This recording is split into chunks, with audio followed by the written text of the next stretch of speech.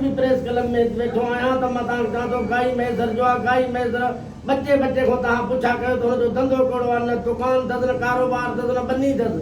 ईअं कंदो आहे, कंहिंखां ग़रीबनि खां कारियूं वठंदो आहे, वरी उन्हनि खे मोटा चवंदो मूंखे लख रुपया ॾियो त केस थो कयां। हाणे चए थो मां तव्हां ते केस कंदुसि, तव्हां ते हीअं कंदुसि। असां इन जे करे अचे पंहिंजो मीडिया जो सहारो वरितो आहे। असां शरीफ़ माण्हू आहियूं, मां कारखानेदार माण्हू आहियां, मूंखे 2 कारखाना मेहट में आहिनि।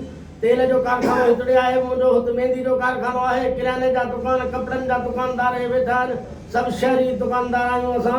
असांखां हुन आज़ाद ॿार चइजो मुंहिंजे भाइटे खे चवे थो हुनखे ज़ाहिद अली खे त तूं मूंखे 50,000 ॾे, राति जो फ़ोन थो करे, मां तव्हांखे क़ुर ते दस्तावेज़ लिखी थो ॾियां, आईंदह जेको आहे मां तव्हांखे फ़ोन ई न कंदुसि, तव्हां असां ॿाहिरि थींदासीं। हुन तूं छा जो ॾियां, चई मां इहो भतो वठंदो आहियां, सभिनि खां भतो वठंदो आहियां, मां भते खोर आहियां, भतो वठंदो आहियां, सॼी दुनिया खे ख़बर आहे मां वठंदो आहियां।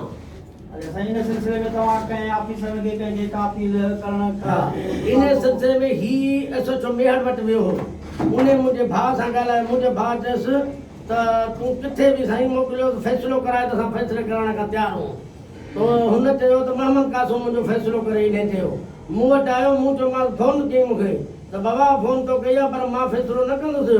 तूं को बि ताल के मेहर में अमीर वार उते फ़ैसिलो कराए, जेकॾहिं असां ते पवे थो मुंहिंजे भाइटनि ते त भरे ॾियण खां मां तयारु आहियां। अपील कंहिंखे करणु चाहियो था? अपील असां कयूं था SSP दादू खे, DSP मेहर खे, SHO मेहर खे त ही गुंडागर्दी पियो करे, माण्हुनि खां पियो पैसा घुरे, राति जो फ़ोनियूं थियूं नंबरनि ग़लति तो मुंहिंजे पुटनि भाइटनि ॾे अचनि त असांखे जेको आहे सो पैसा ॾियो, न त तव्हां सां घटि न थींदी। सॼी तव्हांजी आकाश जेका आहे हुनखे यकमार मां कराईंदुसि।